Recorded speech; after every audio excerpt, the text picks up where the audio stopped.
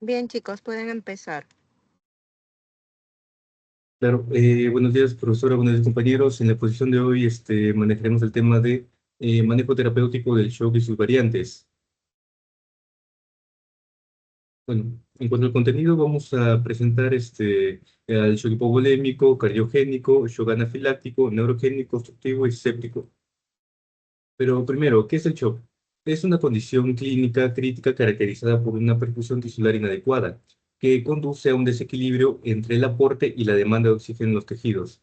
Esta situación lo que va a provocar son alteraciones metabólicas, disfunción celular, y si en caso de que no se corrija a tiempo, puede evolucionar hasta una falla multiorgánica y la muerte.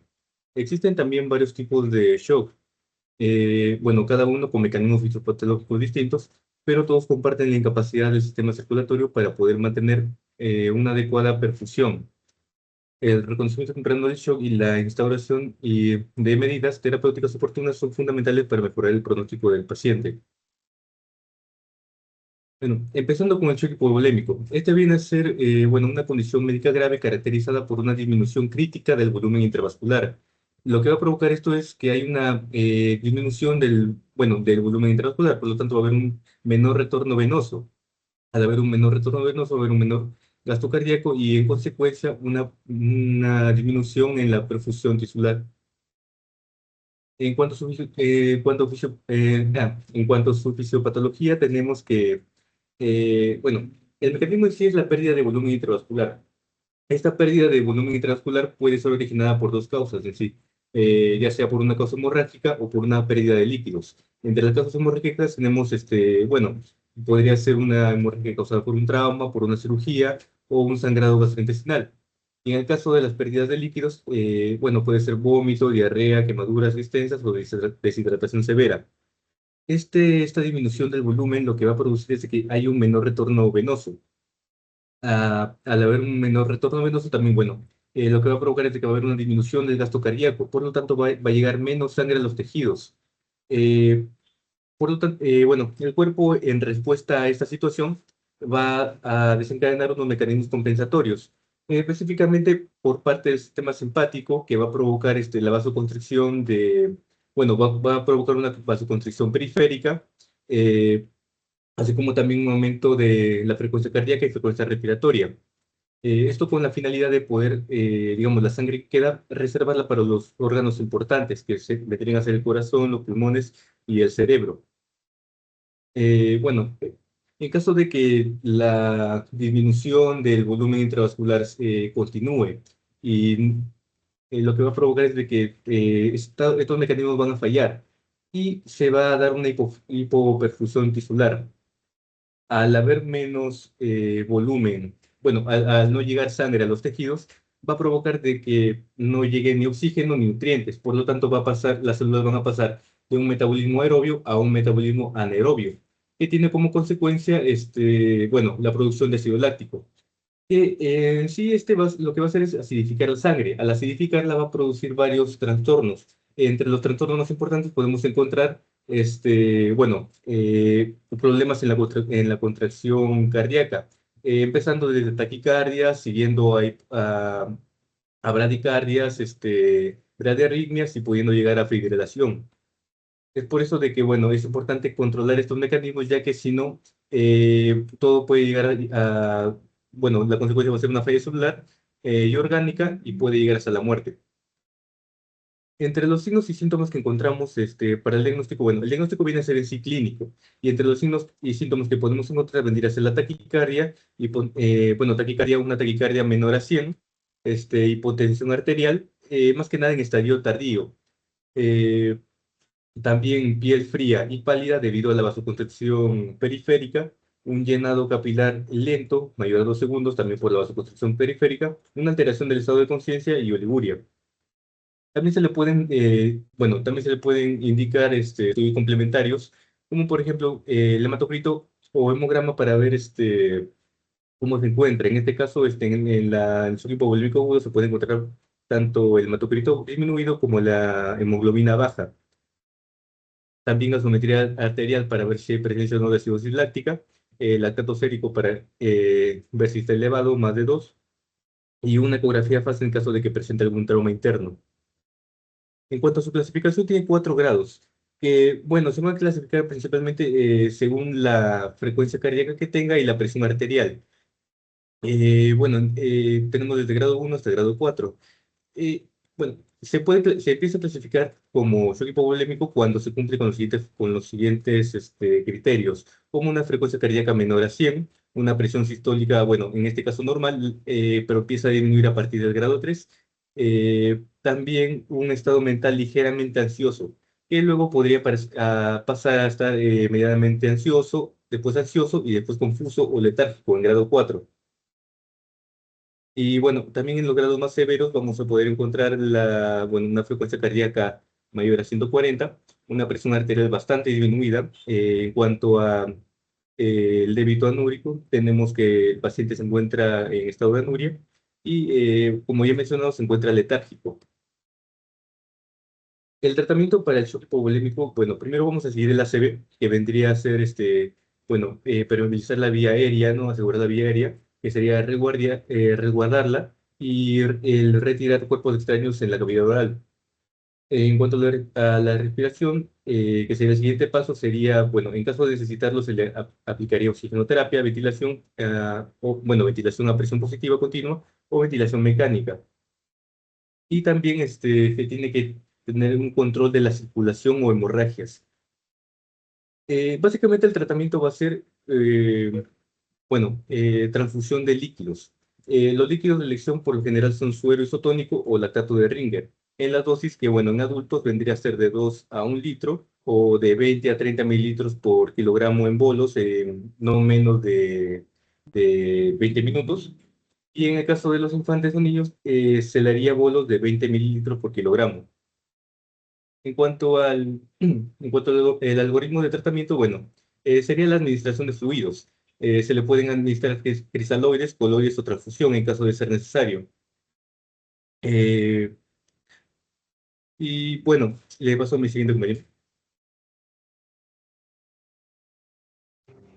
Bueno, ahora vamos a continuar con shock cardiogénico, que se va a decir que es un síndrome potencialmente mortal, el cual va a estar definido por una hipoperfusión periférica y disfunción orgánica secundaria a una disfunción cardíaca primaria. Bueno, el shock cardiogénico en sí puede tener diversas definiciones. Sin embargo, lo que nos debe quedar en claro, por así decirlo, es que va a presentar o va a incluir una hipotensión, una presión arterial sistólica menor de 90, a pesar de que existan presiones adecuadas de llenado y también signos de hipoperfusión orgánica. Vamos a encontrar a un paciente taquicárdico, con extremidades frías, puede presentar diaforesis, oliguria menor de 30 mililitros por hora, alteración del estado de conciencia, confundido y bueno, también una elevación del lactato. El shock cardiogénico va a poder, como les había comentado, tiene como causa una disfunción cardíaca primaria. Pueden haber diversas etiologías, un infarto agudo de miocardio, un paro cardíaco, una arritmia supraventricular o ventricular, infecciones, una miocarditis, entre otros. Y bueno, la Sociedad de Angiografía e Intervenciones Cardiovasculares va a describir en 5 etapas, se podría decir en 5 etapas evolutivas de shock cardiogénico. Como se puede observar en la pirámide, bueno, desde un inicio puede presentarse un paciente con riesgo, es decir, únicamente tiene riesgo. No va a presentar ni hipotensión, ni taquicardia, no va a tener hipoperfusión. Luego, ya cuando empieza el inicio, la etapa B, o bueno, o puede presentar un inicio, aquí ya se va a ver un paciente hipotenso, o bien con taquicardia, pero no va a presentar estos síntomas que les había comentado de hipoperfusión. A diferencia que en el clásico, en el shock cardiogénico, ya van a presentarse esos síntomas de hipoperfusión y el paciente va a requerir una intervención, ya sea por volúmenes inotrópicos, vasopresores, Y aquí lo importante es que el paciente sí va a, bueno, no va a presentar algún deterioro después del tratamiento, a diferencia de la escala D, que es ya el deterioro. Es decir, va a ser similar a la etapa C, pero aquí el paciente no va, bueno, va a tener una falla en la intervención inicial. Y la última, que pues en ese estado va a haber un colapso circulatorio refractario. Siguiente diapositiva, por favor. Con respecto al diagnóstico, bueno, aquí lo relevante, si bien ya se puede reconocer a una persona que está en shock cardiogénico, es muy importante que se pueda buscar la etiología rápido, porque no basta reconocer que el paciente pues está en estado de shock, sino que va a ser fundamental reconocer qué es lo que le causa. Y para ello se van a utilizar diversos estudios, como pues el ecocardiograma, el electrocardiograma, la radiografía de tórax, pruebas de laboratorio. Y aquí hay una muy importante que es la ecocardiografía transtorácica, ya que esta herramienta va a permitir no solo evaluar la función estructural, sino la funcional. Es decir, se va a poder evaluar rápidamente la función ventricular, si hay alteraciones valvulares, si hay algún derrame pericárdico o el perfil hemodinámico. Pero por otro lado, sí, pues eh, hay otras sospechas clínicas, también pueden requerirse otros estudios como una ecografía pulmonar o una tomografía para descartar otras causas como un tromboembolismo pulmonar o un síndrome aórtico agudo. Y finalmente también está el monitoreo hemodinámico invasivo, pero este ya es reservado para pacientes graves o que tienen una respuesta insuficiente al tratamiento inicial o para evaluar la respuesta del tratamiento y también para brindar un monitoreo continuo de la función cardiovascular. Ahora con respecto al tratamiento, como lo había comentado bien en el diagnóstico, que era importante buscar la causa del shock cardiogénico, lo mismo va a ser para el tratamiento. Vamos a dividirlo por pasos, por así decirlo, o en donde lo primero, lo más importante va a ser el tratamiento etiológico, porque si bien el shock es por la, o sea, como características tiene la hipotensión, no solo va a bastar con elevar la presión arterial, sino es importante corregir la causa de fondo. Por ejemplo, si es un paciente con un infarto agudo de miocardio, lo que más va a impactar en el pronóstico de este paciente va a ser la revascularización coronaria temprana. Eso es por un lado. Por otro lado, tenemos la optimización hemodinámica. Aquí vamos a tener dos factores, la perfusión tisular y la perfusión de bomba. Aquí hay que preguntarnos algo. Si es que el paciente es candidato a una fluidoterapia, es decir, si va a tener algún beneficio si se le aporta si tiene un pequeño aporte de volumen, usualmente suele ser de 150 a 300 cc, teniendo en cuenta, claro, el estado del paciente, ¿no? Si está congestionado, si no está congestionado. Si esto no funciona, pasamos a los vasopresores. Si pues se mantiene esta presión arterial baja, a los vasopresores de preferencia se usa la norepinefrina y si es que aún sigue el gasto cardíaco disminuido, a los inotrópicos. Aquí hay algo muy interesante, por así decirlo, que es porque si hablamos fisiopatológicamente, el shock cardiogénico es la falla de la bomba. Entonces, ¿por qué primero iría el vasopresor? Esto es importante ya que pues, en la práctica usualmente los pacientes suelen presentar hipotensión severa y presión de perfusión crítica. Es por eso que si como tratamiento inicial se le da un inodilatador solo, como una dobutamina, si bien está bien el efecto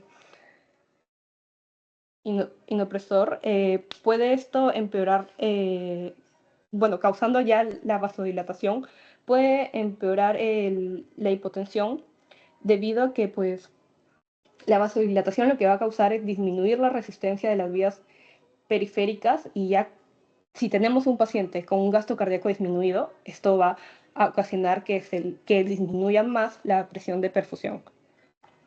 En el cuadro que observamos en el lado izquierdo, aquí pues es más que todo una idea, resumen, del shock cardiogénico, ya que aquí en este caso es muy importante tener en cuenta que no todos los pacientes se les va a tratar igual. Se tiene que individualizar según el perfil hemodinámico. Va a depender bastante cómo se presenta el paciente, si tiene hipoperfusión, congestión. Por ejemplo, aquí nos hablan acerca de un paciente con shock cardiogénico clásico que se encuentra congestionado y frío. Entonces aquí lo que se va a dar como primera línea, como les había comentado en el esquema, se va a dar un vasopresor, norepinefrina como elección, para estabilizar la hemodinamia. Si es que aún con esto persiste, se va a pasar a un inotrópico. También en el caso de un paciente eubolémico, pues aquí se le puede ya brindar estos pequeños bolos de volumen con importancia de ser monitorizados, pero si bien ya ha pasado por el vasopresor y el inotrópico comentado.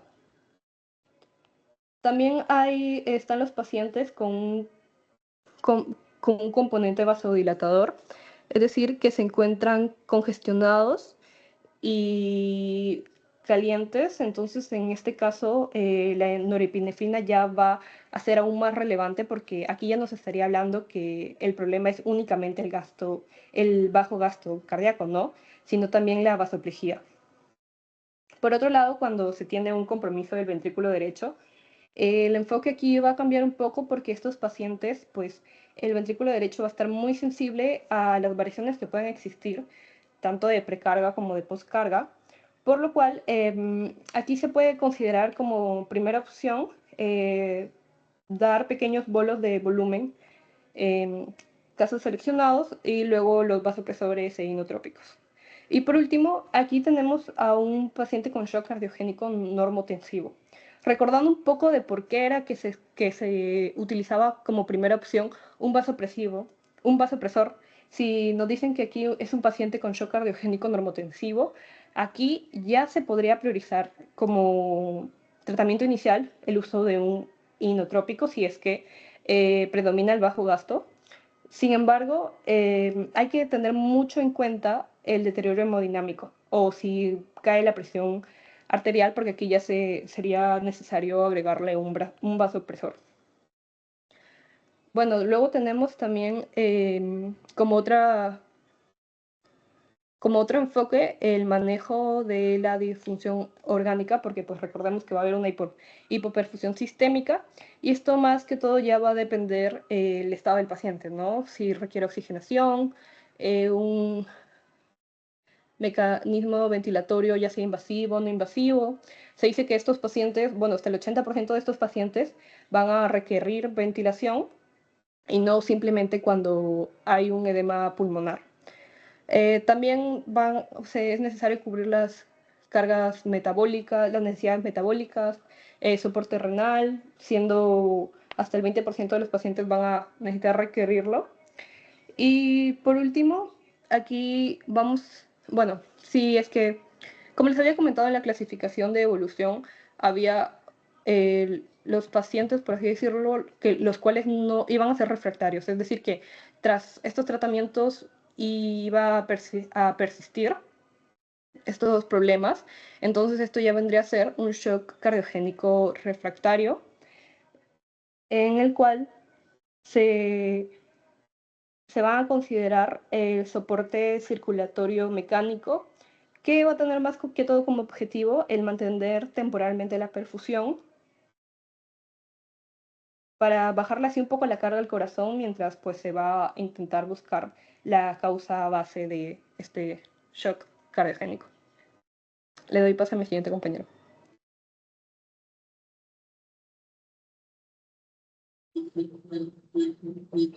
Ya, en cuanto al shock anafiláctico, pues esta va a ser la forma más grave de la anafilaxia, ¿no? Y se puede producir cuando existe un desequilibrio, pues, entre el aporte y la demanda de oxígeno en los tejidos.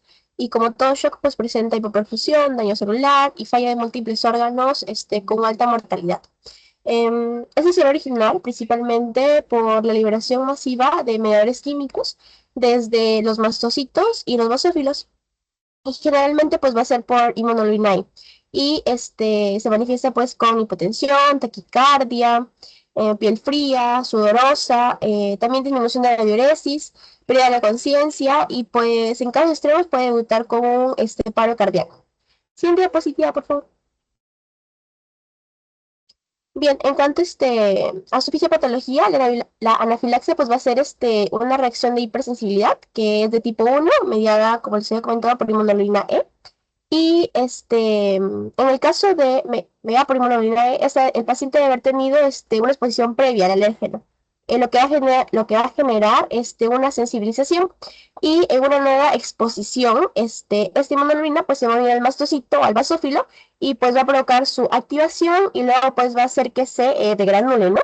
Y va a liberar mediadores como por ejemplo la histamina, la prostaglandina, leucotrienos, y estos pues van a producir vasodilatación, aumento de la permeabilidad capilar y broncoconstricción e hipotensión, ¿no?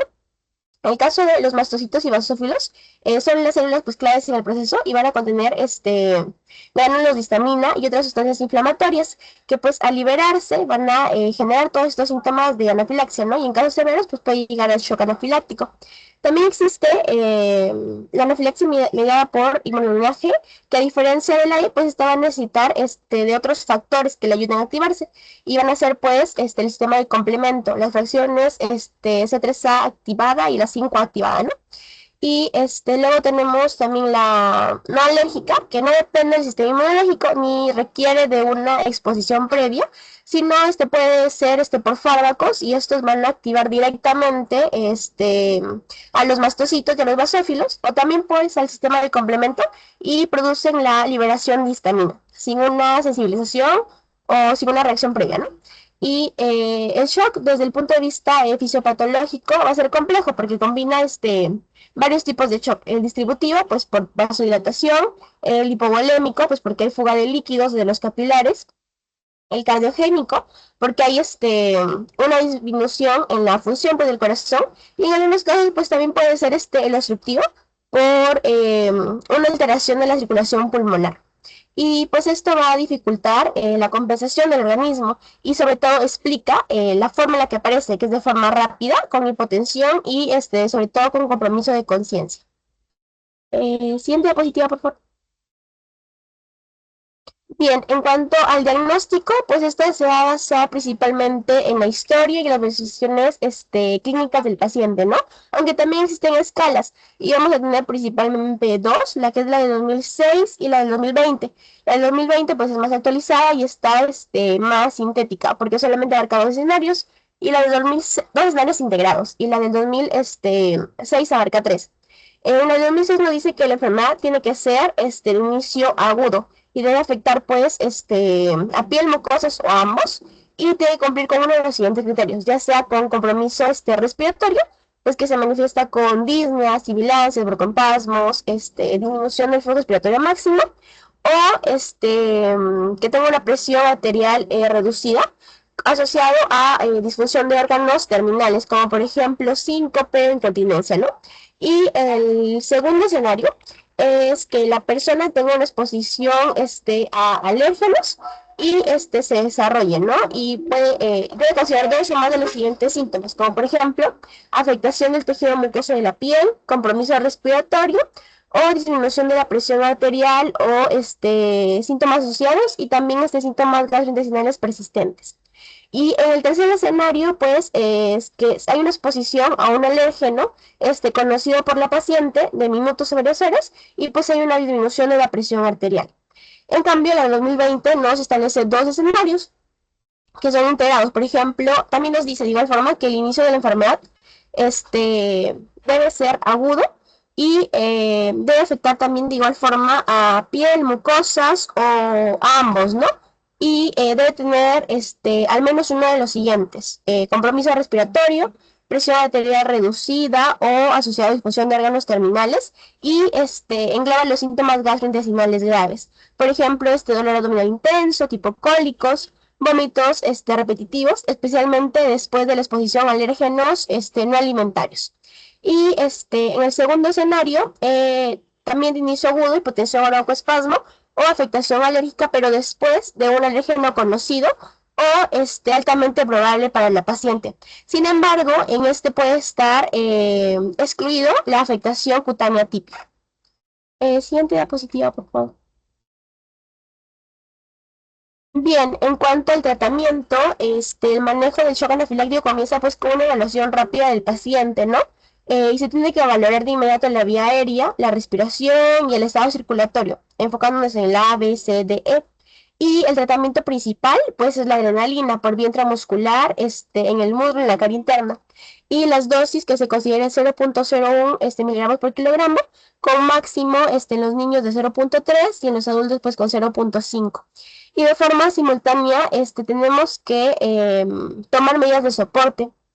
Y esto incluye pues la vía aérea, que administrar oxígeno de alto flujo al 100%, establecer accesos venosos grueso calibre, iniciar una reposición de líquidos y mantener monitorización continua de los signos vitales como la frecuencia cardíaca, la presión, la saturación de oxígeno y diuresis.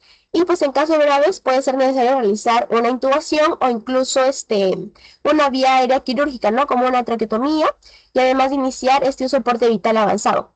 También como se muestra en el gráfico se pueden usar otros adyuvantes, como por ejemplo broncodilatadores inhalados, salbutamol, antihistamínicos o corticoides intravenosos, por ejemplo hidrocortisona, metilprednisolona, ¿no? Y si el paciente no mejora, se considera que son síntomas refractarios. En este caso se debe repetir la adrenalina intramuscular cada 5 a 15 minutos y iniciar una infusión intravenosa de adrenalina y considerar otros fármacos como el glucagón en pacientes que usan beta-bloqueadores, atropina si hay bradicardia y vasopresores si persiste la hipotensión. Y también pues hay que valorar si puede ingresar a cuidados intensivos, ¿no? En cambio, si la paciente mejora, pues se tiene que mantener en observación de 6 a 8 horas y se recomienda un autoinyector de adrenalina, tratamiento con corticoides y antihistamínicos por algunos días. Bien, como les estaba comentando, la adrenalina va a ser el tratamiento de elección y el fármaco más eficaz para la anafilaxia, tanto para la alérgica como para la no alérgica. Y su administración debe ser precoz, porque esto es fundamental para poder revertir el broncoespasmo, el colapso cardiovascular y mejorar la supervivencia. De lo contrario, retrasar su administración pues empeora el pronóstico del paciente, ¿no? Y su efecto se debe principalmente a que son receptores alfa y beta-adrenérgicos y esto pues produce vasoconstricción, aumenta la contractibilidad y aumenta también el gasto cardíaco y genera broncodilatación y además lo importante es que inhibe a los mediadores inflamatorios. A pesar de su importancia, no siempre se administra pues de forma oportuna y esto puede afectar negativamente al manejo del paciente. La adrenalina también tiene un inicio de acción rápida y una vida media corta y sus efectos adversos pues, suelen ser leves y transitorios, aunque en algunos casos pueden presentarse arritmia o hipertensión. Siguiente diapositiva, por favor.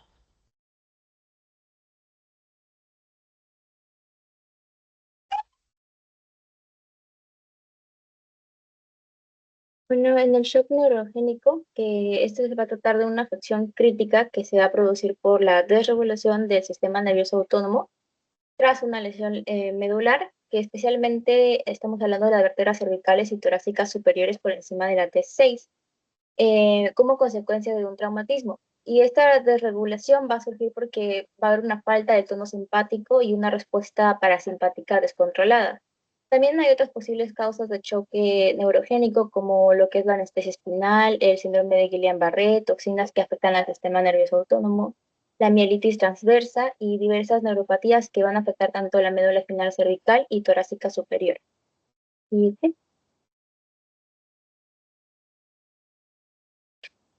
Con respecto a la fisiopatología del shock neurogénico y por ahí también explicando los síntomas, shock neurogénico va a ocurrir tras la lesión medular alta, ¿verdad? Que va a interrumpir tanto las vías simpáticas descendentes. Entonces, el evento inicial va a ser que va a haber una lesión medular, por lo tanto va a haber un daño axonal y neuronal, va a afectar el sistema nervioso autónomo y por lo tanto va a haber una pérdida del tono simpático. En alteraciones hemodinámicas principales se va a ver la vasodilatación periférica, que va a ser sobre todo en las extremidades inferiores, y va a haber una disminución del retorno venoso, por lo tanto un menor llenado cardíaco. Hipotensión arterial, que es la característica principal del shock, y va a haber un predominio parasimpático, que es el vagal, que va a generar que haya una bradicardia. En las manifestaciones clínicas, por lo tanto, va a haber hipotensión, bradicardia, piel rosada, caliente y seca por la vasodilatación y una disminución del gasto cardíaco. En la lesión secundaria, que va a ser de horas a días, van a haber tanto alteraciones vasculares, puede incluso llegar hasta edema medular, un desequilibrio electrolítico y una necrosis hemorrágica central, que esto debido a que la hipotensión va a empeorar el daño medular. Y los mecanismos celulares, por ejemplo, va a ser la excitotoxicidad del MDA, va a haber una alteración iónica, por ejemplo, del sodio, del calcio, el daño mitocondrial, un estrés oxidativo y una lesión por reperfusión, y va a resultar en apoptosis y una necrosis neuronal. Siguiente. Con respecto al tratamiento y el manejo, va a requerir sobre todo mantener la estabilidad hemodinámica, asegurar una buena perfusión tisular, especialmente de la médula espinal, para que así prevengamos el daño neurológico secundario.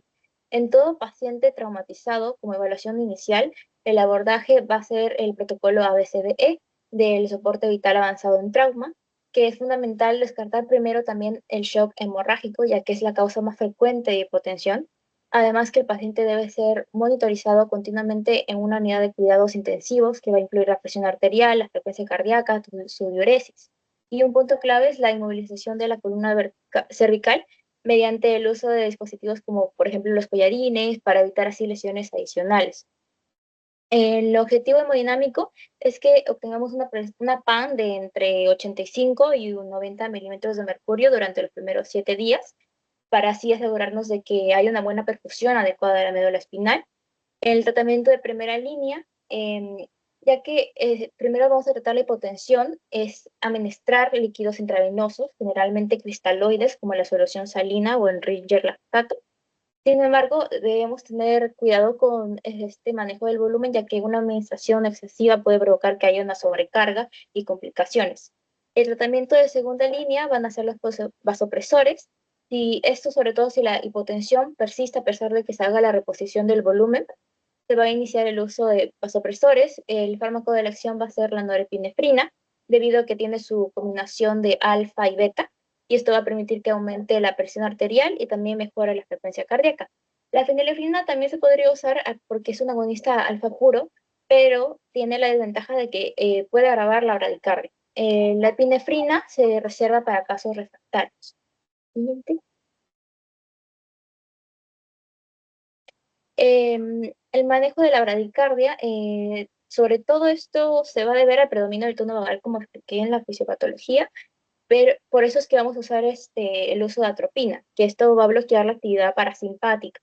Otras opciones van a incluir el glicopirrolato y en casos más severos también el isoproterenol, que ya en situaciones refractarias incluso podríamos usar las metilxantinas como la teofilina y la minofilina. El manejo neurológico, en algunos pacientes puede que sea necesario que se haga una intervención quirúrgica para que se pueda descomprimir la médula espinal. También es importante agregar que el uso de corticoides no está recomendado, ya que no se ha demostrado beneficios en el tratamiento del shock, pero y además que puede generar que haya un aumento del riesgo de infecciones. En casos refractarios, se puede considerar el uso de técnicas como el REBOA, que este va a permitir que mejore la perfunción central y así también aumentando la presión aórtica. Y como evaluación y pronóstico es que el shock neurogénico puede persistir varias semanas, generalmente de 4 a 5 semanas, y el pronóstico va a depender de qué tan rápido actuemos y del grado también de lesión medular. Bien.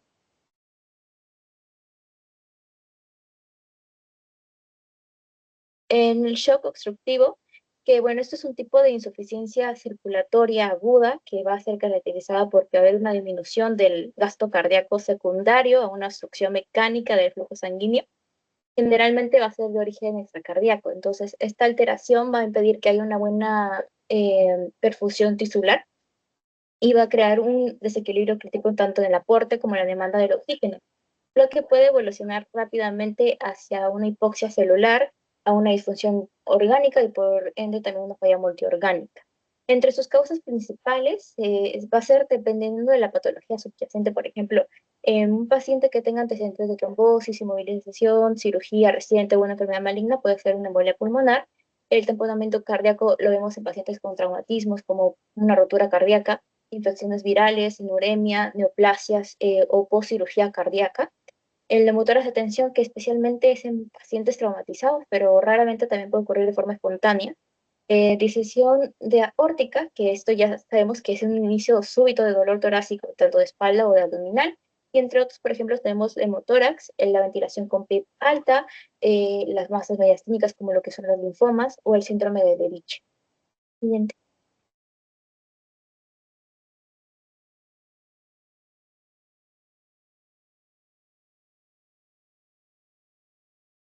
El diagnóstico va a ser también un proceso integral que va a combinar tanto la historia clínica y el examen físico. Según hallazgos clínicos generales, vamos a encontrar la hipotensión arterial, la taquicardia y la palidez de la piel, la disnea, la hipoxemia y también el deterioro del estado mental que puede llegar hasta síncope, la disminución de la producción de la orina. En signos específicos, por ejemplo, si es una congestión venosa, pueden haber las venas del cuello están abultadas, una atresia cianótica, que esto puede sugerir que hay un neumotórax o un taponamiento. En la auscultación, por ejemplo, si hay una ausencia de ruidos respiratorios de un lado, puede ser un neumotórax o un neumotórax. El pulso paradójico, que esto va a ser la disminución de la presión arterial sistólica mayor de 10 milímetros de mercurio durante la inspiración, que es muy común en taponamiento y embolia pulmonar.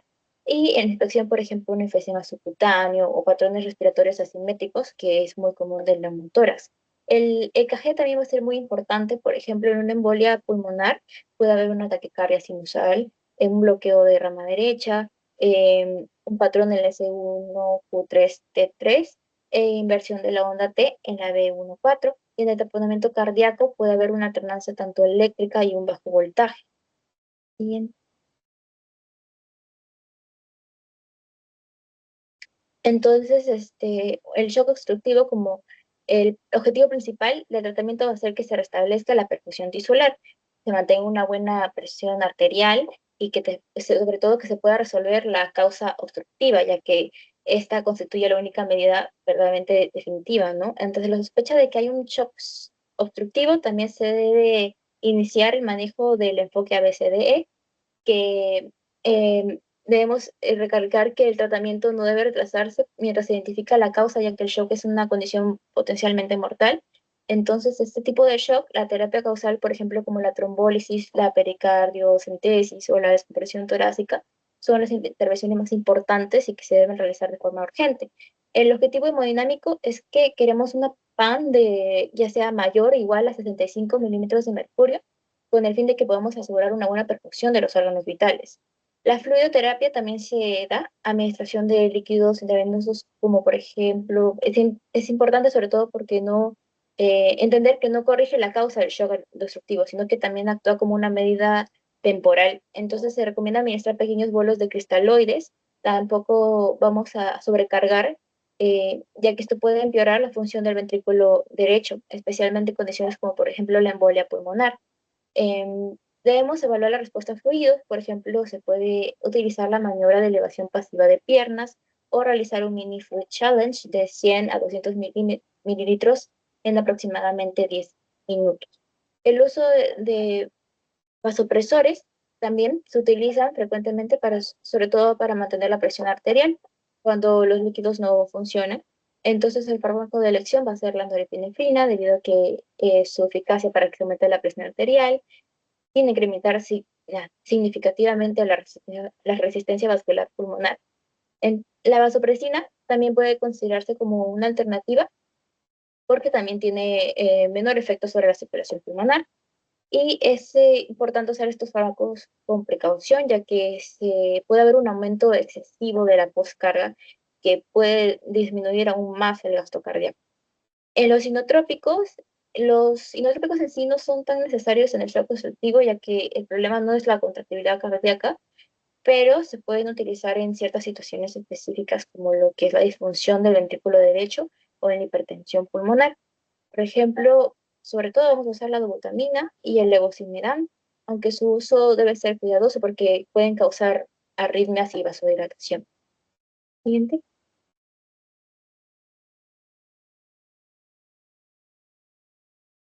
La ventilación mecánica. En pacientes que ya tengan un compromiso severo, puede que sea necesario que se dé la ventilación mecánica. Esta debe manejarse con precaución porque el aumento de la presión intratorácica también puede afectar el retorno venoso y de esta manera agravar el shock. Entonces se recomienda que se utilice estrategias de ventilación con bajo volumen corriente y bajo PIB, evitando además la hipercapnia, ya que esta va a hacer que aumente la resistencia vascular pulmonar. La ECMO también, que es un soporte avanzado, en casos ya refractarios se puede usar como terapia de rescate. Por ejemplo, la ECMO venoarterial puede mejorar la perfusión sistémica, mientras que la venovenosa puede ser útil en situaciones como la embolia pulmonar, ya que reduce la vasoconstricción pulmonar. Y es fundamental saber seleccionar qué tipo de ECMO usar según la condición del paciente. Y el tratamiento específico según la causa, ya que el tratamiento definitivo depende de la etiología del shock obstructivo. Por ejemplo, si es un taponamiento cardíaco, se debe realizar la pericardiocentesis urgente. Si es un neumotórax a tensión, se realiza una descomprensión inmediata. Si es una embolia pulmonar, el tratamiento va a ser la trombólisis. En la disección aórtica se requiere manejo quirúrgico urgente. También es importante, bueno, comprender que el shock obstructivo, los líquidos, como ya mencioné, no solo actúan como medida temporal. El uso de vasopresores va a ser de soporte y el tratamiento definitivo siempre va a ser resolver la obstrucción. Siguiente.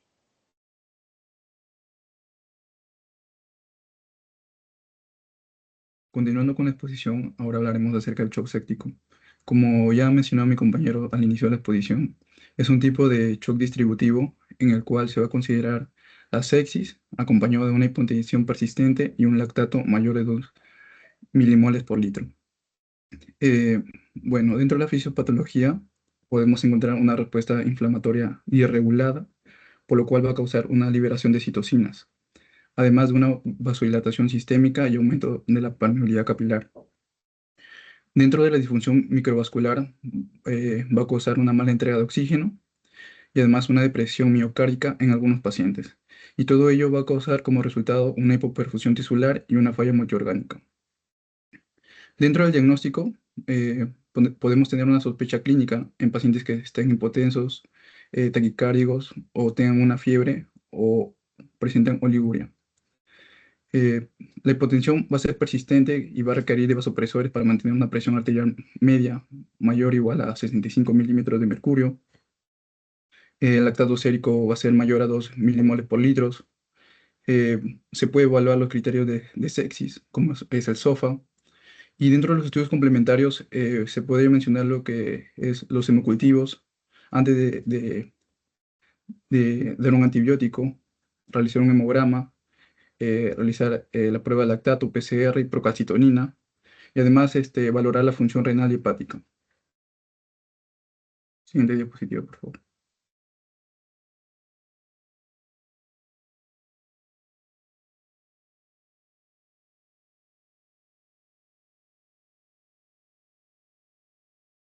Dentro del tratamiento, el inicio debe ser inmediato dentro de las primeras horas. Se debe usar reanimación con líquidos, específicamente lo que son cristaloides, lo que es cloruro de sodio al 0,9%, mediante vía endovenosa. También se puede realizar antibiótico terapia de manera temprana, de inicio entre las primeras horas tras el diagnóstico, y también se puede emplear en este caso un espectro amplio según el foco y la epidemiología local de acuerdo al paciente, ¿no? Se puede usar lo que son los vasopresores de primera elección, como la norepinefrina, para mantener esta presión arterial media mayor a 65 milímetros de mercurio. Y además, si hubiese una alteración en este vasopresor, en este fármaco de primera línea, se puede realizar como alternativa o se puede adicionar lo que es la vasopresina o la epinefrina. Además, se tiene que controlar el foco infeccioso, que podría ser mediante un drenaje de un acceso.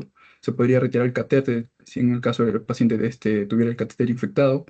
Y si es necesario, también se puede realizar una cirugía. Dentro del manejo de soporte, se puede realizar la oxigenoterapia o la ventilación mecánica si existiera una insuficiencia respiratoria. También se tiene que valorar la glucemia del paciente y realizar profilaxis por si existiera una tromboembolia pulmonar o gástrica. Siguiente diapositiva. Bueno, esta ha sido nuestra fuente de información y esto ha sido toda la exposición, doctora. Muchas gracias.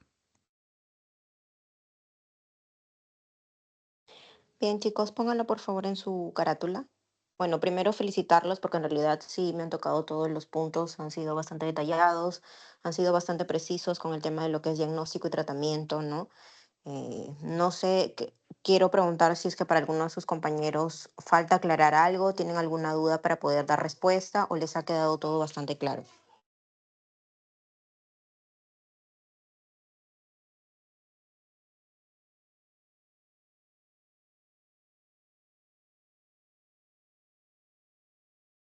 Chicos, a ver, por favor. ¿Están las cosas claras? ¿Tienen alguna duda, alguna pregunta? No para sus compañeros, ¿no? Si es que ustedes tuvieran alguna duda que quieren de repente saber, porque la verdad, como le digo, felicitar al grupo, ¿no? Sí ha sido bastante claro, bastante detallado con todos los puntos claves que deberían mencionarse.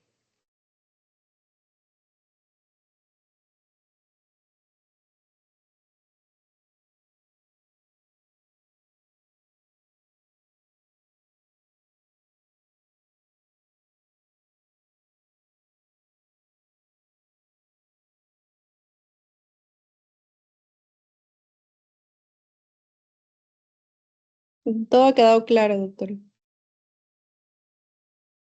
Bien, si les ha quedado todo claro y para ustedes no tienen ninguna duda, entonces damos por terminada esta sesión. Lo que sí pediría es que por favor el grupo comparte esas diapositivas, le mande a su delegada para que las pueda compartir con todo el grupo. Y también de paso me las mande a mí para tomarlas en cuenta en tanto lo que son preguntas para el examen, ¿ya? La fecha de examen ya se le ha dado también a Yasmín. Creo que está pendiente ver con respecto a lo que son las aulas, pero después ya nos estaríamos viendo la otra semana. Habíamos quedado que esta semana iba a ser presencial, pero por temas del feriado, que algunos van a viajar, bueno, se ha dado la opción de que sea virtual. Bien, chicos, entonces que pasen un buen fin de semana largo. Nos estamos viendo la próxima semana en campus. Hasta luego, doctora, gracias. Hasta luego, doctora, gracias. Hasta luego, doctora. Gracias. Hasta luego, chicos.